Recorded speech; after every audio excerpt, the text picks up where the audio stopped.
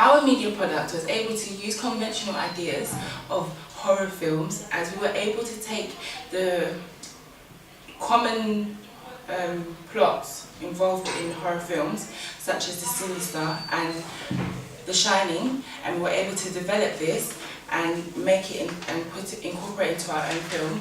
We especially took inspiration from the film The Shining, as it had the dad killing the rest of his family members, and our film was also a family-based horror. So we thought that we found this very useful in order to make our own real media product. We're also able to take inspiration from films such as Paranormal Activities and the use of handheld cameras. We then we decided to use this so that the audience are able to empathise with our main protagonist and are able to see her view of haunting and how she feels about it. Blood and pale makeup, which we saw from Rosemary's Baby, to make our character look sickly and like Walking Dead. We developed this as we added blood and cuts and bruises to Delilah's face to make her look like she had been battered and to show her struggle of how she died. We used Todorus Equilibrium and Disequilibrium Theory during our narrative and made it look like we were filming to catch and like a surveillance type of filming, when we were just filming to show a lifestyle and to reveal things.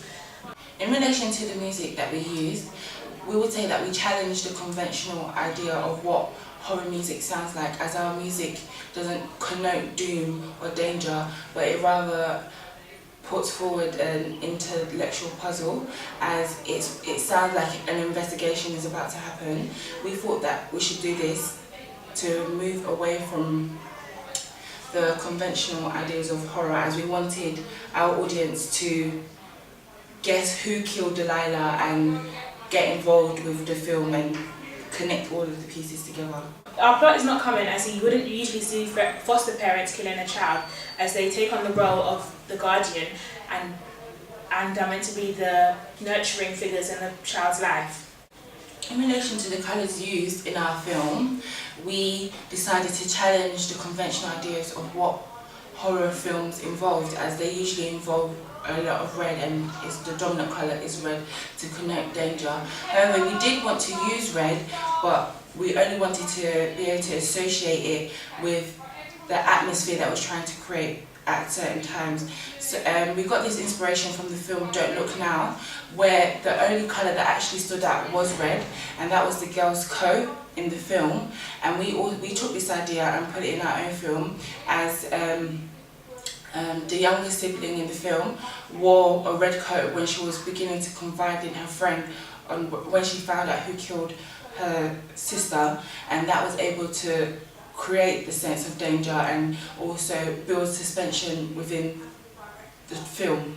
In researching, we were able to realise that a lot of horror films websites usually involved like one picture being dominant in the opening page.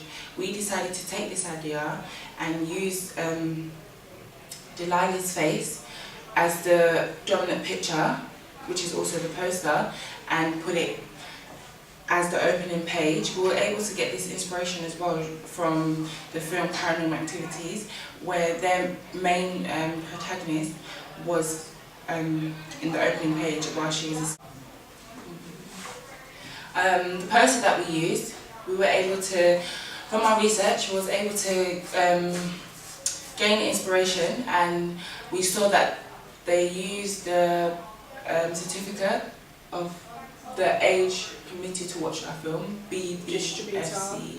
We also put the distributor on our poster, which is essential, and we saw that, and the producer, and we saw that whilst planning and researching. We also noticed that a lot of them had, some of the posters had comments from other people, so we also decided to put that on our poster. And websites as well. So yeah, we were able to use this and put it into our own finishing product.